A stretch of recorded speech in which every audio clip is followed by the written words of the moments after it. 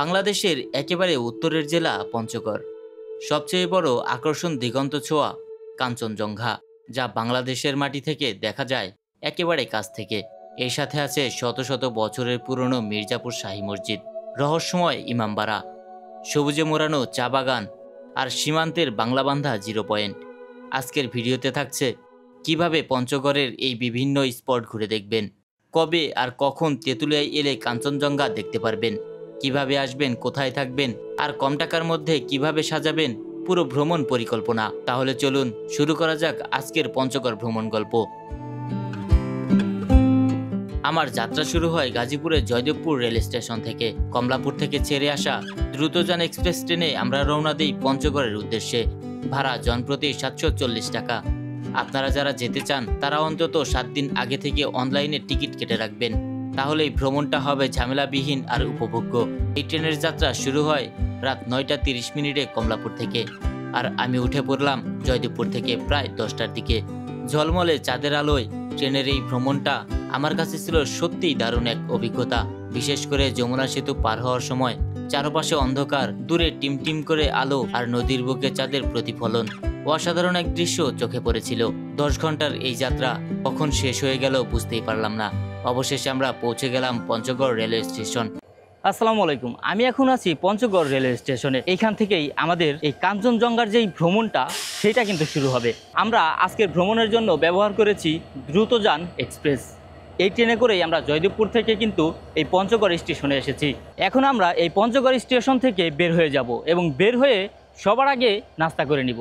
আমরা পঞ্চগড় স্টেশন থেকে বের হয়ে একটা অটো নিয়েছি। এই অটো নিয়ে যাব পঞ্চগড় বাস টার্মিনালে। আমরা পঞ্চগড়ের এই বাস টার্মিনাল থেকে ছোট্ট একটা হোটেল পেয়েছি। এই হোটেলে আমরা নাস্তা করে নিলাম। এই হোটেল থেকে আমরা নাস্তা করে নিলাম, জনপ্রতি 50 টাকা পড়েছে। 2টা পরোটা, একটা ডিম আর ডাউল দিয়ে আমরা সকালের নাস্তাটা সেরে নিয়েছি।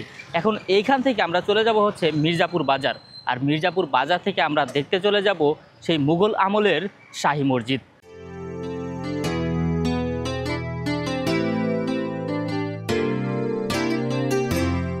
আমি এখন আছি পঞ্চগড়ের মির্জাপুর শাহী মসজিদের সামনে। দেখেন, এইখান থেকে কিন্তু দেখা যাচ্ছে সেই সুন্দর মসজিদটা। আপনারা কিন্তু পঞ্চগড় বাস টার্মিনাল থেকে একটা অটোরিকশা ভাড়া করে নিয়ে আপনারা এই শাহী মসজিদে আসতে পারবেন। ভাড়া নেবে জনপ্রতি 30 টাকা। আর যদি রিজার্ভ আসেন সেই ক্ষেত্রে ওনাদের সাথে কথা বলে নেবেন। আমরা সিঙ্গেলভাবে আসছি, লোকালভাবে, সেই ক্ষেত্রে আমাদের ভাড়া পড়েছে মাত্র 30 টাকা করে। তো চলুন মসজিদটা ভালোভাবে দেখাই।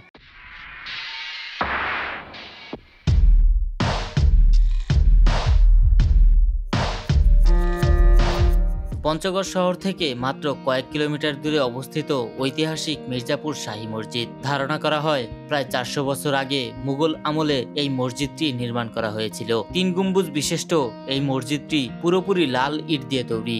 দেয়ালে এখনো মুঘল স্থাপত্য শৈলীর স্পষ্ট ছাপ দেখা যায়। মসজিদের মূল দরজা, নকশা ও ভেতরের খিলানগুলো এখনো সেই সময়ের শিল্পকর্মের সাক্ষ্য বহন করে।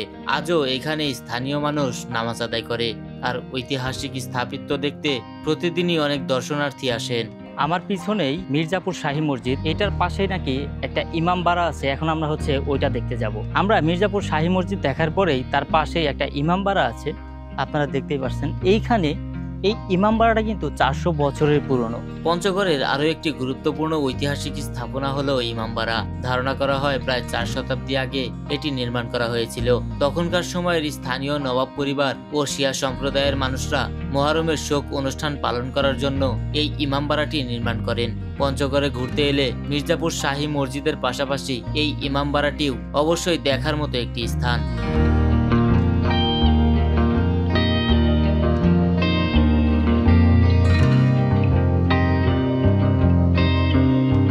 আমরা মির্জাপুর শাহী মসজিদ দেখার পরে আবারও 30 টাকা করে ভাড়া দিয়ে অটো নিয়ে কিন্তু এই বাস টার্মিনালে আসলাম। আর এইখান থেকে আমাদেরকে এই বাস নিয়ে যেতে হবে তেঁতুলিয়া। আপনারা এই বাস টার্মিনালে আসলে অনেক বাস পাবেন। এখানে টাইম মেনটেন করে বাস চলাচল করে। আপনারা এই বাসে যদি যান সেই ক্ষেত্রে তেঁতুলিয়ার ভাড়া পড়বে 80 টাকা, সময় লাগবে 50 মিনিট।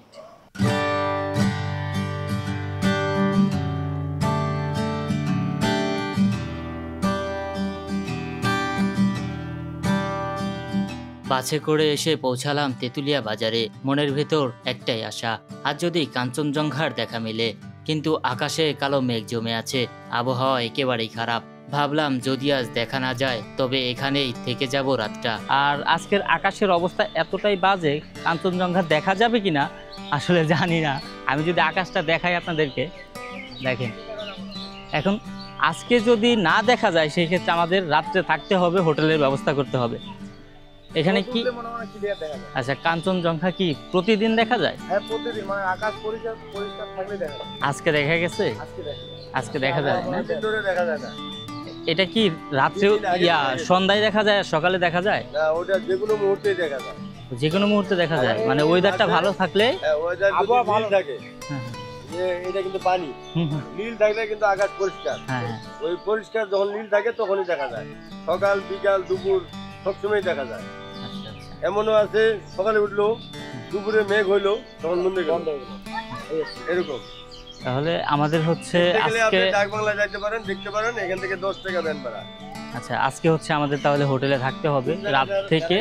এখন সকালের প্রস্তুতি নিতে হবে যে সকালে আমরা দেখতে পাবো কিনা জানি না, তো লং একটা জার্নি করে আসা হয়েছে। এখন যদি না দেখি তাইলে তো কেমন হয়, রাত্রে থাকি, থেকে চেষ্টা করি দেখার জন্য, দেখা যাক কি হয়।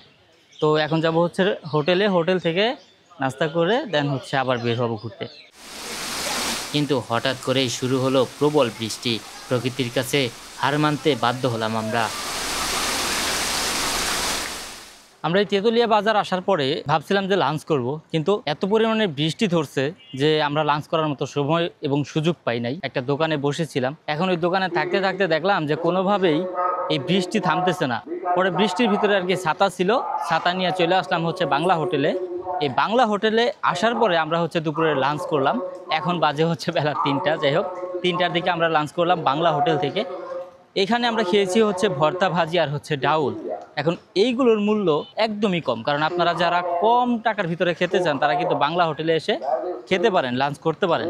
এইখানে ভর্তা, ভাজি আর ডাউল দিয়ে ভাত খাওয়ার পরে আমাদের বিল আসছে মাত্র 70 টাকা।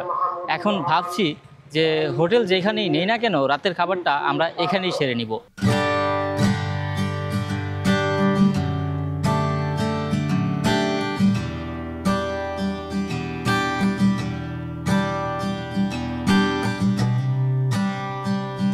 অবশেষে আমরা একটা হোটেল নিয়ে নিলাম। এই হোটেলের নাম হচ্ছে আয়াত আবাসিক হোটেল। আমি যদি আপনাদেরকে হোটেলটা দেখাই, একদম রাস্তার সাথে, দেখেন মেইন রাস্তার সাথে হচ্ছে হোটেলটা। আমাদের রুম পড়েছে একদম ভিতরে, একদম নিরিবিলি। আর আমাদের এই হোটেলের পিছনেই হচ্ছে যেই নদী ইন্ডিয়ার, সেই নদীটা দেখা যায়, ওইটা হচ্ছে আমি আপনাদেরকে দেখাবো। এটা হচ্ছে আমাদের রুম। এই রুমের ভাড়া পড়বে হচ্ছে 700 টাকা। আমি এখন আছি বাংলাদেশ ভারত সীমান্তে। আমি যদি আপনাদেরকে দেখাই, এই যে নদীটা, এই নদীটা কিন্তু ইন্ডিয়ার ভিতরে পড়েছে। এই নদীর নাম হচ্ছে মহানন্দা নদী। ওই যে দূরে একটা ব্রিজ দেখা যায়, আমি জানি না দেখতে পারতেছেন কিনা, ওই দূরের ব্রিজের নাম হচ্ছে শিলিগুড়ি ব্রিজ। এখানেই কিন্তু বর্ডার দেওয়া আছে। দেখেন, আমি যদি আপনাদেরকে ভালোভাবে দেখাই, এখানে কিছু বর্ডার ফালানো আছে। আর ওই যে ওইখানে একটা পিলার আছে, ওই পিলারে হচ্ছে লেখা আছে যে এই সাইড হচ্ছে বাংলাদেশ, ওই সাইড হচ্ছে ভারত। আর এই নদীটা যে দেখতে পারতেছেন, এই নদী হচ্ছে পুরাটাই হচ্ছে ইন্ডিয়ার ভিতরে। এই নদীর নাম হচ্ছে মহানন্দা নদী। আর আমরা যেই হোটেলে উঠেছি সেটা হচ্ছে এই যে বটগাছ দেখতে পারতেছেন, এই বটগাছের পিছনে এই যে বাসাটা দেখতে পাচ্ছেন, এইটাই হচ্ছে একটা হোটেল। ওই হোটেলে আমরা উঠেছি একদম নদীর কিনারে। এইখান থেকে কিন্তু 1 মিনিটও লাগে না এই নদী দেখার জন্য আসতে হলে। আর ভারতের যদি শিলিগুড়ি ব্রিজ দেখায় আপনাদের, ওই দূরে একটা ব্রিজ দেখা যায়, এই ব্রিজটার নাম হচ্ছে শিলিগুড়ি ব্রিজ।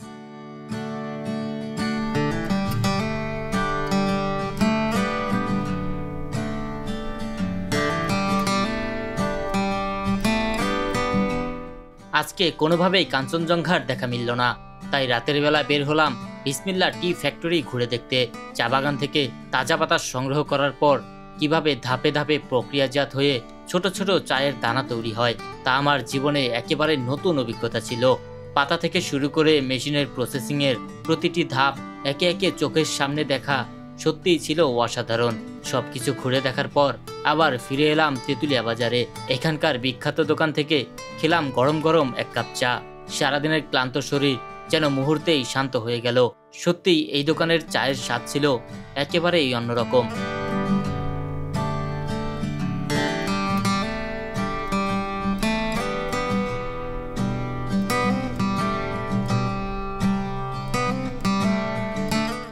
আলো ফোটার আগেই রওনা দিলাম ডাকবাংলোর দিকে, কারণ একটু দেরি হলেই আর দেখা মিলবে না কাঞ্চনজঙ্ঘার। শুভ সকাল বন্ধুরা, আজকে পঞ্চগড় ভ্রমণের দ্বিতীয় দিন। কালকে হচ্ছে আমরা এই হোটেলে ছিলাম, আর এখন সময় বাজে হচ্ছে 5:30। এখন আমরা আসছি হচ্ছে এই নদীর তীরে। এখান থেকে দেখবো হচ্ছে আকাশের পরিস্থিতি কেমন। কালকে আমরা ওই কাঞ্চনজঙ্ঘা দেখতে পারি নাই, দেখি আজকে সকালে কাঞ্চনজঙ্ঘা দেখা যায় কিনা। আমি যদি আপনাদেরকে দেখাই, এখানে বর্ডারের যেই লাইটগুলো আছে সেগুলো কিন্তু এখনও জ্বলছে। তাহলে আপনারা একটাবার ভাবেন যে আমরা কতটুকু আশা নিয়ে এত সকালে উঠছি। এখন আজকে যদি কাঞ্চনজঙ্ঘার দেখা না পাই তাহলে আসলে কিছু করার নাই। আপনারা যারা আসবেন ভালোভাবে খোঁজ খবর নিয়ে আসবেন। কালকে এত পরিমাণের বৃষ্টি হয়েছে, বৃষ্টির কারণে আকাশটা অনেক মেঘলা ছিল, ঘোলাটে ছিল, কোনো কিছু দেখা যাচ্ছিল না। এখন আমরা এই সকালবেলা ওঠার পরে যখন নদীর তীরে আসলাম, এখন দেখতে পারতেছি আকাশে অনেক মেঘ। দেখেন, আমি যদি দেখাই আকাশে কিন্তু অনেক মেঘ, আর চারপাশে অনেক কুয়াশাও দেখা যাচ্ছে। আমি যদি আপনাদেরকে দেখাই, এদিকে দেখছেন একদম সাদা হয়ে গেছে কুয়াশার কারণে। এখন জানি না কপালে কি আছে, যদি ভাগ্যে থাকে তাহলে তো কাঞ্চনজঙ্ঘা দেখতে পারবো, আর যদি ভাগ্যে না থাকে তাহলে আসলেই কিছু করার নেই। আমরা যতটুকু পারি চেষ্টা করে যাব। এখন এইখান থেকে যদি না দেখা যায় সেই ক্ষেত্রে আমরা এইখান থেকে যাব হচ্ছে ভিউ পয়েন্টে, ডাকবাংলা বলে, ডাকবাংলা ভিউ পয়েন্টে যাব। সেইখানে গিয়ে হচ্ছে আমরা দেখানোর চেষ্টা করব বা দেখার চেষ্টা করব। আমি দেখতে পেলে অবশ্যই আপনাদেরকে দেখাবো। তো কন্টিনিউ করতে থাকেন, ইনশাল্লাহ আমরা দেখতে পাবো। রাস্তা ধরে হাঁটতে হাঁটতে পেয়ে গেলাম জনপ্রিয় স্পট আই লাভ তেঁতুলিয়া। আমি এখন আছি আই লাভ তেঁতুলিয়ার ভিউ পয়েন্ট। পর্যটকদের কাছে কিন্তু এই ভিউ পয়েন্টটা অনেক জনপ্রিয়, কারণ যারাই এই তেঁতুলিয়ায় ঘুরতে আসে তারা কিন্তু এই আই লাভ তেঁতুলিয়ার পাশে এসে পিক তোলে এবং সোশ্যাল মিডিয়ায় আপলোড দেয়। আমরাও কিছু ছবি তুলে রাখলাম স্মৃতি হিসাবে, তারপর পাবারালাম ডাকবাংলোর দিকে। এখন আমি আছি ডাকবাংলো। এই ডাকবাংলো থেকে নাকি সরাসরি কাঞ্চনজঙ্ঘা দেখা যায়। তো আমরা চেষ্টা করব দেখার জন্য, কিন্তু আজকের আকাশটা প্রচুর পরিমাণ মেঘলা, জানি না দেখতে পারবো কিনা। আসলে যদি দেখা যায় সেই ক্ষেত্রে এইখান থেকেই আমরা দেখতে পারবো। এখন আকাশের যেই পরিস্থিতি অনেকটাই ঘোলাটে। আমরা এই ডাকবাংলো থেকে আসলে কাঞ্চনজঙ্ঘা দেখার চেষ্টা করলাম, কিন্তু কোনোভাবেই দেখা যাচ্ছে না, আকাশটা অনেক মেঘলা। এখন আমরা হচ্ছে এই ডাকবাংলো থেকে ঠিক উত্তর দিকে যাব। ওইখানে হচ্ছে অনেক নদী থেকে পাথর উত্তোলন করতেছে, সেইটা দেখে আসি। আর এদিকে হচ্ছে দেখেন সূর্যটা অলরেডি উঠে গেছে। যদি আকাশটা ক্লিয়ার হয় সেই ক্ষেত্রে হয়তো আমরা এই কাঞ্চনজঙ্ঘার দেখা পাবো। এই নদীতে ভেসে আসা বালি আর পাথর উত্তোলন হচ্ছিল, সেটি দেখতে গিয়েছিলাম, কিন্তু স্থানীয়রা আমাদের বাধা দিল। বাধ্য হয়েই চলে আসতে হলো সেখান থেকে। আকাশে অনেক পরিমাণ মেঘ ছিল, কোনোভাবেই কাঞ্চনজঙ্ঘার দেখা মেলেনি।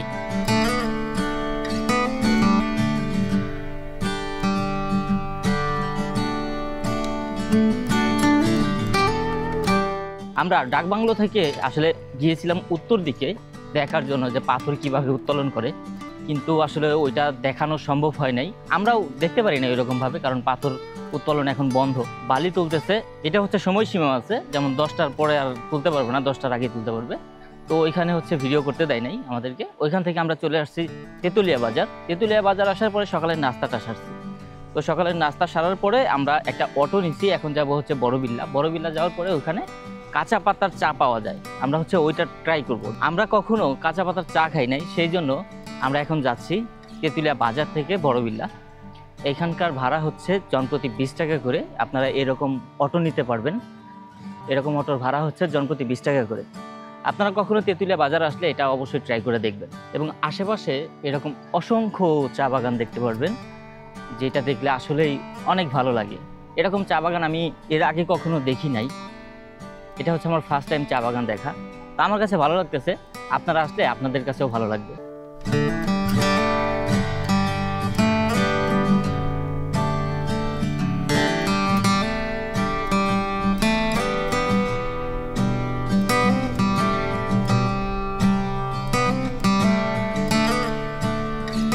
আমরা এখন আছি বড়বিল্লা কাঁচা পাতার চা হাউসের সামনে। এটা হচ্ছে সেই দোকান যেখানে কিনা কাঁচা পাতার চা পাওয়া যায়। আমি যদি আপনাদেরকে চার্টটা দেখাই সেক্ষেত্রে আপনারা দেখতে পারবেন যে এখানে কত রকমের চা পাওয়া যায় এবং ওইগুলার দাম কত। তো আপনারা যখন এই বড়বিল্লা আসবেন তখন কিন্তু এখান থেকে কাঁচা পাতার চাটা ট্রাই করতে পারবেন। এই দোকানে আসলে আপনারা অনেক আইটেমের হচ্ছে চা পাতা পেয়ে যাবেন। দেখেন এখানে হচ্ছে প্যাকেটের ভিতরে অনেক রকমের চা আছে।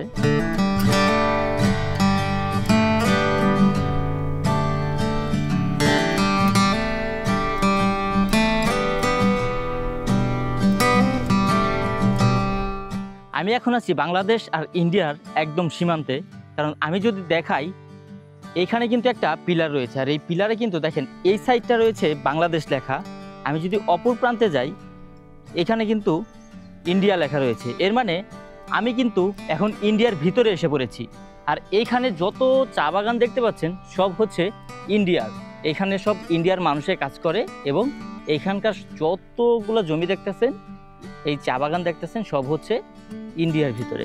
আপনারা যখন এখানে ঘুরতে আসবেন তখন ইন্ডিয়ার ভিতরে আসতে পারবেন, কেউ কখনো বাধা দেবে না। প্লাস এখানকার মানুষের সাথে আপনারা কথা বলতে পারবেন, যারা আর কি চা বাগানে কাজ করে তাদের সাথে আপনারা খুব ভালোভাবে কথা বলতে পারবেন, ঘুরে দেখতে পারবেন। ওইখানে যদি আমি দেখাই, এই কাঁটাতারের বেড়া আছে, ওইখানে আপনারা কখনো যেতে পারবেন না। আপনারা বড়জোর এই এতটুকুর ভিতরেই আর কি সীমাবদ্ধ থাকবেন, কারণ ওইখানেই দেখেন বিজিবি শুয়ে আছে, ওনারা হচ্ছে এখানে টহল দেয়। আপনারা চাইলেই কিন্তু এখান থেকে একবার হলেও ঘুরে যেতে পারেন। তো আমি কিন্তু এখন ইন্ডিয়ার ভিতরে আছি। আসলে আমার কাছে কেমন যে ফিল হচ্ছে এটা আমি আসলে বলে প্রকাশ করতে পারবো না, কারণ আমি কখনো ইন্ডিয়ার যাইতে পারি নাই। এই প্রথম পাসপোর্ট ছাড়া, ভিসা ছাড়া ইন্ডিয়ার ভিতরে প্রবেশ করেছি। এটা সত্যি আমার জন্য একটা অন্যরকম পাওয়া।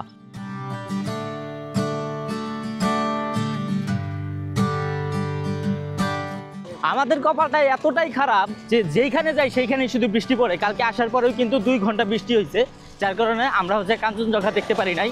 তো এখন আসছিলাম হচ্ছে ইন্ডিয়ার বর্ডার দেখার জন্য। এইখানেও আমরা বেশিক্ষণ থাকতে পারতেছি না, কারণ গুড়ি গুড়ি বৃষ্টি শুরু হয়ে গেছে। এখন যদি আমরা সেফ জোনে না যাই, সেই ক্ষেত্রে আমাদের সব কিছু ভিজে যাবে।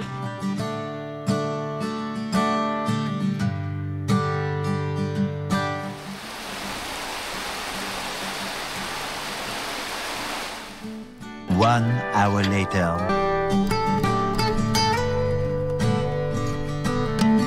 বুক ভরা কষ্ট নিয়ে রওনা হলাম তেঁতুলিয়ার সবচেয়ে আলোচিত জায়গা বাংলাবান্ধা 0 পয়েন্টের উদ্দেশ্যে। তেঁতুলিয়া বাজার থেকে বাংলাবান্ধা 0 পয়েন্ট যেতে স্থানীয় বাসে সহজেই যাওয়া যায়। ভাড়া জনপ্রতি 30 থেকে 40 টাকা। অটোরিকশা নিলে ভাড়া একটু বেশি পড়বে। তেঁতুলিয়া বাজার থেকে বাংলাবান্ধা 0 পয়েন্টের দূরত্ব প্রায় 12 কিলোমিটার। সময় লাগবে আনুমানিক 30 থেকে 40 মিনিট। আমি এখন আছি বাংলাদেশের শেষ সীমানা বাংলাবান্ধায়। মাত্র তেঁতুলিয়া থেকে 40 টাকা জনপ্রতি ভাড়া দিয়ে কিন্তু আমরা এই বাংলাবান্ধায় এসেছি। এখান থেকে আমরা চলে যাব হচ্ছে একটু ভিতরে গেলেই কিন্তু দেখতে পারবো 0 পয়েন্ট, যেখানে পর্যটকরা প্রতিদিনই যাতায়াত করে। এমনকি এই 0 পয়েন্টে গিয়ে কিন্তু সবাই 0 পয়েন্টের সাথে ছবি উঠায়।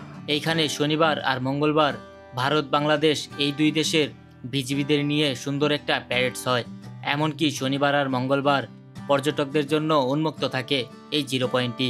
আমরা গিয়েছিলাম রবিবারে, তাই কিছুক্ষণ অপেক্ষা করতে হলো সেখানে। বিজিবি যখনই আমাদেরকে ইশারা করলো তখনই আমরা চলে গেলাম বাংলাদেশের শেষ সীমানা বাংলাবান্ধা 0 পয়েন্টে। এটাই হচ্ছে সেই বাংলাবান্ধার 0 পয়েন্ট। আপনারা যদি এই 0 পয়েন্ট ভিজিট করতে চান, সেই ক্ষেত্রে কিন্তু শনিবার অথবা মঙ্গলবারে আসতে পারেন।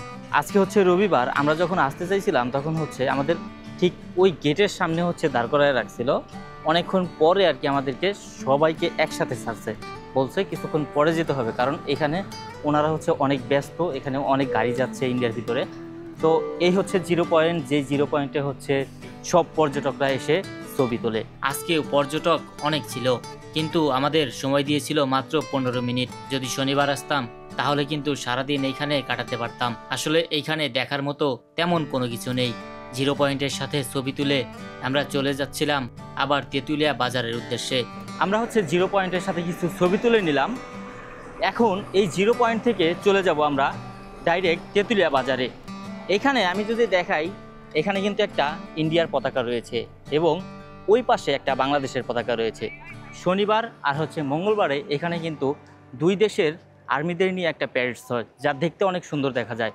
শনিবার আর হচ্ছে মঙ্গলবারে এখানে পর্যটকের ভিড় বেশি থাকে। আপনারা যারা আসার চেষ্টা করবেন তারা হচ্ছে শনিবার আর হচ্ছে মঙ্গলবারে আসার চেষ্টা করবেন, তাহলে এখানকার যে আসল সৌন্দর্য সেটা কিন্তু উপভোগ করতে পারবেন। বাংলাবান্ধা 0 পয়েন্ট থেকে মাত্র 30 টাকা দিয়ে বাসে করে চলে গেলাম তেঁতুলিয়া বাজার। তেঁতুলিয়া বাজার থেকে বাসে করে চলে গেলাম পঞ্চগড়। ভাড়া লেগেছিল 80 টাকা। আমরা আগে থেকে ট্রেনের টিকিট কাটতে পারিনি, তাই এখন আমাদেরকে বাসেই যেতে হবে। তাই শ্যামলী পরিবহন থেকে টিকিট কেটে নিলাম, জনপ্রতি 800 টাকা। সময় লাগবে মাত্র 7 ঘন্টা। আমাদের শ্যামলী পরিবহনের বাসটি ছেড়েছিল 8টার সময় এবং গাজীপুরে পৌঁছেই দিয়েছে ভোর 5টার সময়। আজকের ভ্রমণ গল্প এই পর্যন্তই। আজকের ভ্রমণ গল্পটি ভালো লাগলে অবশ্যই লাইক, কমেন্ট, শেয়ার করতে ভুলবেন না। দেখা হচ্ছে পরবর্তী নতুন কোনো ভ্রমণ গল্প নিয়ে। সেই পর্যন্ত ভালো থাকবেন, সুস্থ থাকবেন। আল্লাহ হাফেজ।